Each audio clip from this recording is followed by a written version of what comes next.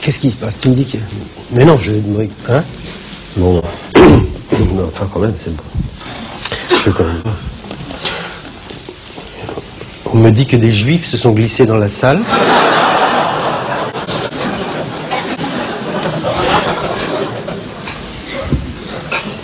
Vous pouvez rester.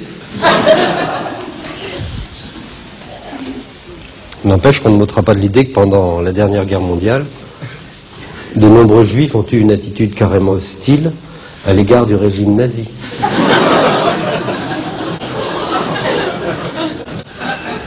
Il est vrai que les Allemands, de leur côté, ne cachaient pas une certaine antipathie à l'égard des Juifs, mais enfin, ça n'était pas une raison pour exacerber cette antipathie en arborant une étoile à sa veste, pour montrer qu'on n'est pas n'importe qui, qu'on est le peuple élu, et pourquoi j'irais pointer au Vélodrome d'hiver? Et qu'est-ce que c'est que ces wagons sans banquette? Et j'irai aux douches si je veux. Quelle suffisance!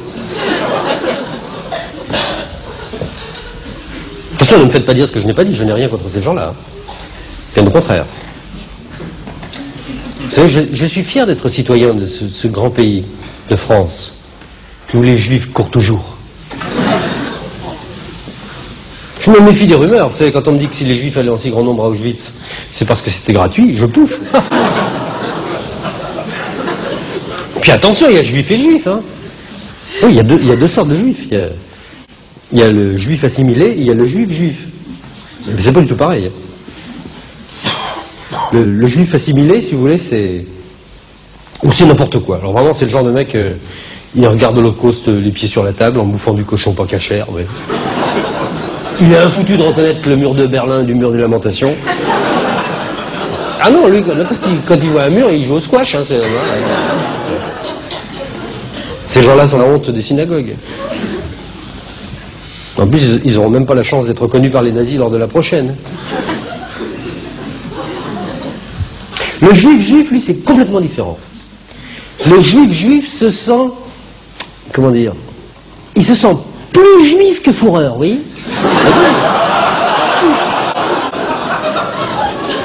Il renacle à l'idée de se mélanger aux gens du peuple non élu, en dehors des heures d'ouverture de son magasin, bien sûr. Dès son plus jeune âge, il recherche la compagnie des autres juifs. Et c'est pas toujours facile. C'est vrai, naguère encore, les juifs avaient les lobes des oreilles pendants, les doigts et le nez crochus, et la bite à col roulé. Hein. Mais maintenant, depuis que le port de l'étoile est tombé en désuétude, on ne sait pas pourquoi, c'est pas évident de reconnaître comme ça, du premier coup d'œil, un petit enfant juif d'un petit enfant antisémite.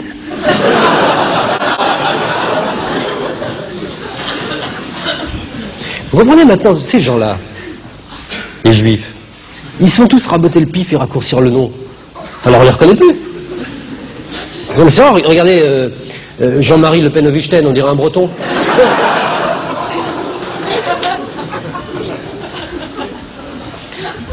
Et vous savez que tous les praticiens de la chirurgie esthétique sont juifs. Tous les médecins sont juifs. Hein. Sinon, tu n'as pas le diplôme. Hein.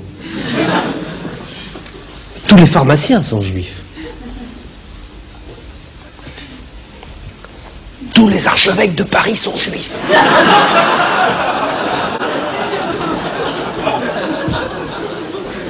Tout le monde sont juifs. En tout cas, pour ce qui est des médecins, je suis absolument formel. Tous les médecins sont juifs. Enfin, le docteur Petiot, je ne suis pas sûr.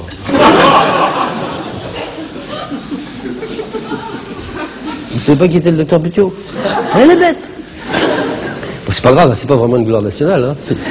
Le docteur Petiot, comment vous dire? En un mot, bon, le docteur Petiot, si vous voulez, c'est ce médecin parisien qui a réussi à démontrer en 1944 que les juifs étaient solubles dans l'acide sulfurique. Hein. En gros, hein, je schématise. Eh bien, le docteur Petiot n'était pas juif. Alors que le docteur Schwarzenberg, si. Cela dit, il n'y a aucun rapport entre Petiot et Schwarzenberg. Je ne sais même pas pourquoi je fais le rapprochement. Non, je veux dire que Schwarzenberg, lui, il ne fait pas exprès de tuer les gens. Non.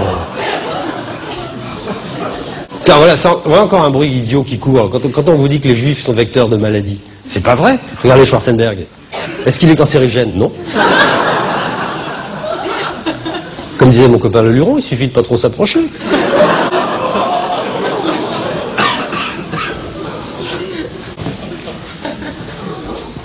Les juifs ne se marient qu'entre eux, bien sûr. Hein. À ce propos, je relisais récemment un livre d'Harry Cécédoui qui est paru chez Grasset il y a, je sais plus, 5 ou 6 ans, qui s'appelait Juifs et Français, dans lequel les auteurs demandaient à une grande journaliste de télévision, pleine de talent, très belle en plus, non pas O'Krent, une journaliste, quelqu'un qui écrit des articles, qui fait des reportages. Voilà. Non, mais j'aime beaucoup Christine O'Krent, mais c'est pas ce qu'on appelle... elle est plutôt, comment dire, elle est plutôt mannequin Télé 7 jours que journaliste, si vous voulez. Non, oui. Non, mais c'est bien, c'est un métier, hein. Écoutez, c'est vrai, un jour elle pose avec sa mère, 3 semaines après avec son grand-père, après ça elle a posé sur 2 pages avec son bébé, enfin c'est incroyable. Je suis sûr qu'elle aurait fait une fausse couche, elle aurait posé à côté du placenta.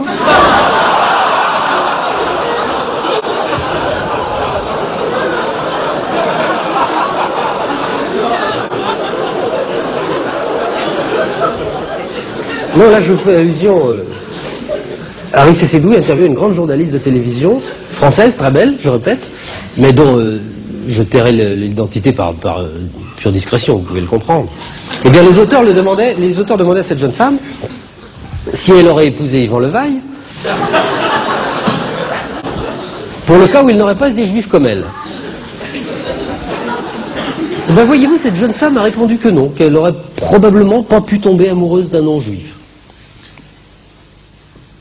Ben, vous voyez, moi je comprends très bien cette attitude, qu'on pourrait un petit peu hâtivement taxer de racisme. Oui, moi-même qui suis limousin. J'ai complètement raté mon couple parce que j'ai épousé une non-limousine.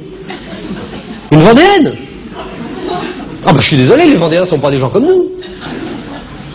Bon, d'accord, ils ont des petits doigts, des lobes, des petits lobes et tout ça, mais... je sais pas, nos patois ne sont pas les mêmes, et nos coutumes divergent, et divergent, c'est énorme, hein.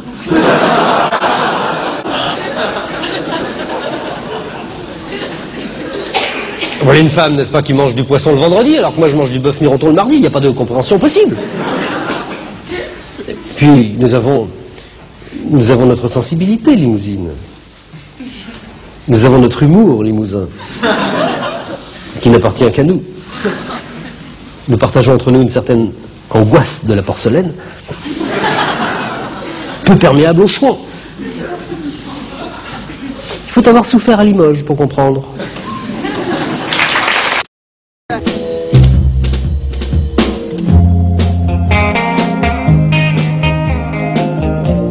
Ce qu'il va arriver, comment le pressentir à Djerba? Ici, tout n'est qu'harmonie et beauté, c'était déjà dans Homère.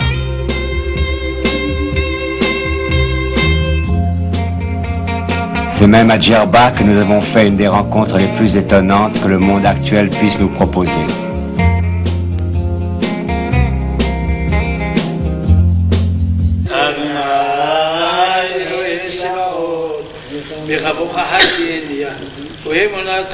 Des Juifs et des Arabes qui ne se haïssent pas. Une communauté juive vit en effet dans l'île depuis 26 siècles. 26 siècles, la destruction de Jérusalem par Nabucodonosor.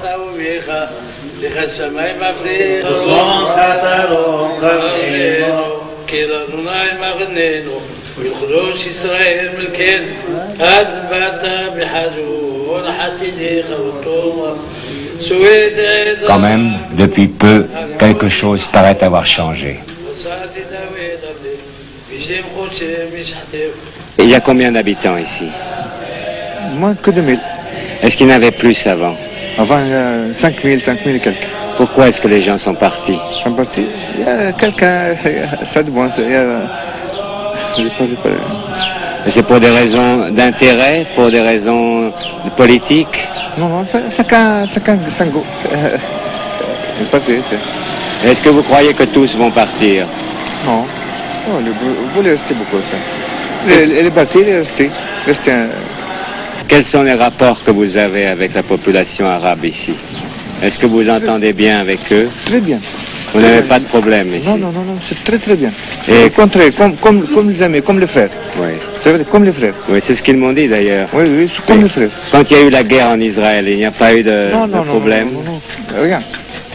C'est la vérité, comme les frères. Oui. Presque comme les frères. Oui. Parce que quand même, vous espériez que Israël gagnerait la guerre. Et les autres, ils souhaitaient quand même que les Arabes gagnent. C'est pas intéressant, ça, c'est pas... C'est pas votre problème. C'est la même chose. Toutes les juifs ici, c'est pas intéressant, ça. Oui. Le jour pourtant de la guerre entre Israël et les Arabes, la synagogue de Tunis était attaquée, les magasins juifs pillés. Personne en Tunisie ne s'y attendait. Et d'abord, le président Bourguiba. Oui, ça a été une surprise pour tout le monde, vous savez. Pas seulement pour les amis de la Tunisie, mais pour tous les Tunisiens. C'est une journée pénible, n'est-ce pas, qui d'ailleurs avait commencé, n'est-ce pas, par des manifestants soi-disant anti-impérialistes, n'est-ce pas, tentative d'incendier l'ambassade d'Angleterre, n'est-ce pas, d'Amérique, n'est-ce pas. Et puis alors, vous savez, dans ces manifestations, n'est-ce pas, quand la foule se mêle, la pègre, n'est-ce pas, etc., on ne se domine plus, on ne sait plus ce qu'on fait, mais ce qui est bon à noter aussi, c'est que le soir même, il a suffi que je prenne la parole pour rappeler aux Tunisiens leurs obligations, pour qu'immédiatement les gens se sont presque réveillés. Tous ces pègres-là, ils étaient les premiers étonnés d'avoir donné de la Tunisie un spectacle aussi affligeant. Ça a duré l'espace de quelques heures. Et je vous assure que ça ne se répétera plus, parce que le peuple lui-même en avait honte, en a eu honte. Allahu Akbar,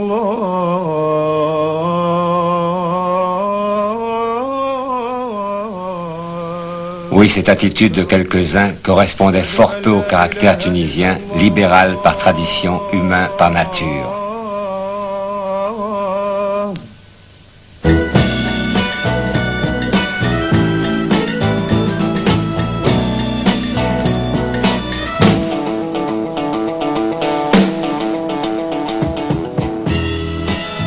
Ce caractère tunisien, qui met d'ailleurs une si grande opiniâtreté à affirmer qu'il ne ressemble en rien à celui, par exemple, des pays frères de l'Algérie ou de l'Égypte.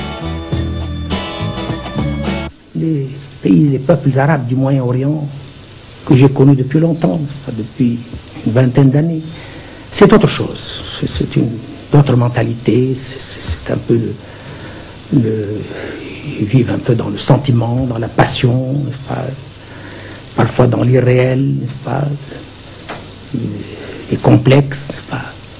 Et malheureusement, il n'y a pas de leader assez courageux, assez honnête, n'est-ce pas, pour aller à contre-courant et essayer de montrer, n'est-ce pas, ce que j'ai fait en Tunisie, n'est-ce pas, essayer de freiner un peu cette tendance, n'est-ce pas, à la vie, à la pensée, n'est-ce pas, irréelle, n'est-ce pas, pour amener les jeunes, les cadres, à une conception plus saine, n'est-ce pas, de la réalité et à un sens de l'efficacité, sans lequel les mots, n'est-ce pas, n'ont aucune espèce de valeur.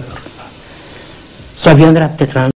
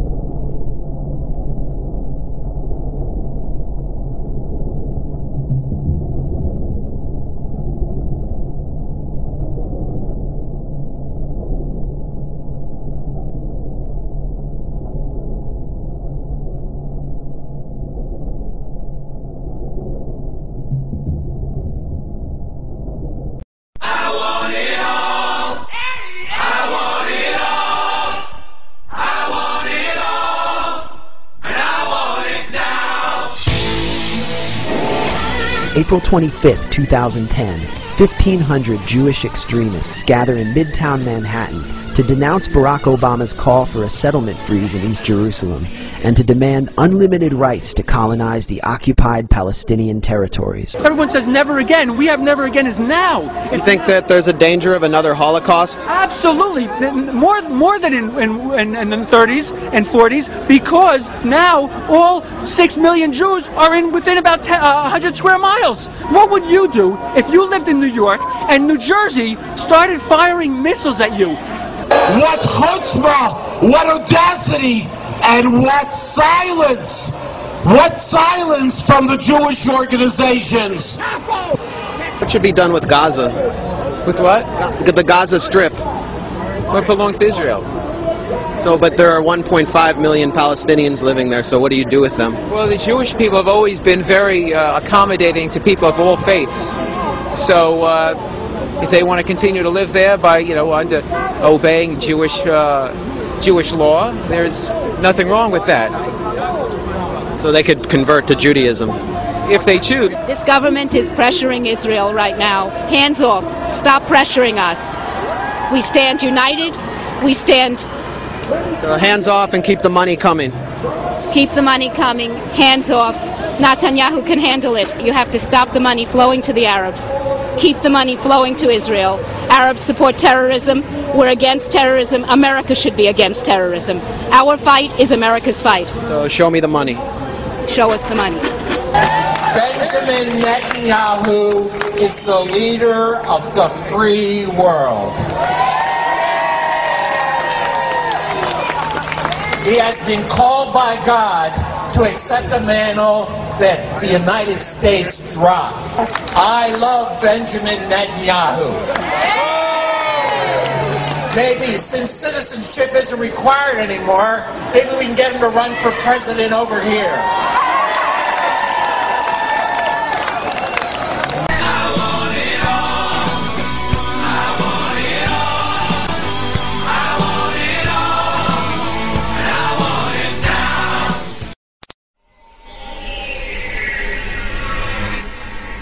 Moetzet Yesha, in conjunction with My Israel, has arranged Instruction Day for wiki editors. The goal of the day is to teach people how to edit in Wikipedia, which is the #1 source of information today in the world.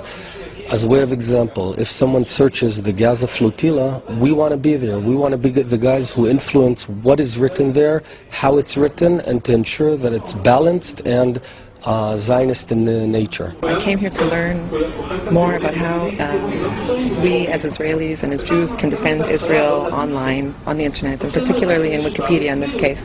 Wikipedia is a bit of a complex system and it's sometimes hard to figure out the rules. I've personally tried to edit things in Wikipedia that were against Israel, small things, and my changes were erased or undone, and I didn't understand why. And I think that this kind of knowledge is important for anyone who wants to be active in defending Israel on the internet, so that we can go and we can see the information and we can say this isn't quite right, it's showing one side of the story, and I have the power and the right to change that. And in general, it's so important for us to be online, working to defend ourselves and to prove to the world and to ourselves that we are just and we are right. And because right now, if you look online, if you do searches for certain terms related to Israel, it's just filled with anti-Semitism, anti-Zionism, and garbage, and there's not enough of us out there working to counteract that and make sure that the other side of the story, our side of the story, and our right side of the story is getting the right coverage and the coverage that it needs. So this type of initiative and initiatives like that to educate and promote defense of Israel online are extremely important, and I hope we'll see more of this.